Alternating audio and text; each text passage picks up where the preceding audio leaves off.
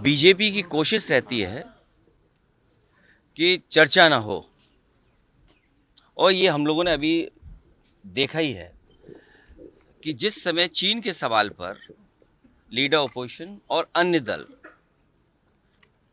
जानकारी हासिल करना चाहते थे, भारतीय जनता पार्टी पीछे हट गई।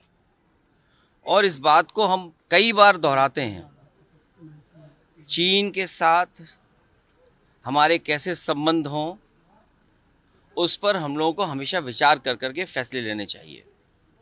नेशनल सिक्योरिटी, बॉर्डर सिक्योरिटी और खासकर चीन के साथ हमारे रिश्ते अच्छे और बुरे वक्त वक्त पर रहे हैं। बहुत सारी ज़मीन हमने खोई है, पहले भी ज़मीन खोई है, बाद में फिर ज़मीन खो दी हम लोगों ने। फौज के लोग क्या कहते हैं, कम से कम वो पक्ष आए और देश की जनता जाने। न केवल हम ज़मीन खोते हैं चीन से, हमें अपना बाज़ार भी हमारा छिनता जा रहा है। कुछ पुरानी सरकार में छिना बाज़ार, फिर अब बाज़ार छिन गया।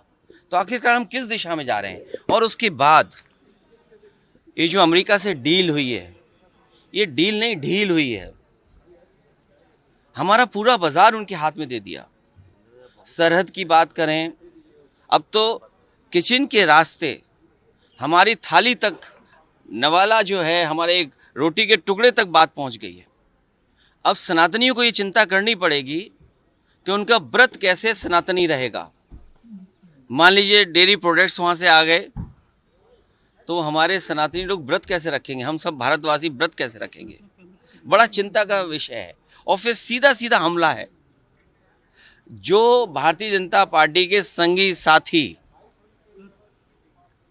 समय समय पे स्वदेशी का नारा देते थे, आखिरकार वो लोग कहाँ हैं? वही जो बिल्डिंगें बड़ी बड़ी बनी हैं, कहीं उसके अंदर अंग्रेजी चश्मा लगा कर तो नहीं बैठे हुए हैं। और ये बात तो साबित हो गई है, जिस तरह की डील हुई है, न जाने क्या क्या उसमें फैसले होंगे। देश तो जानना चाहता है।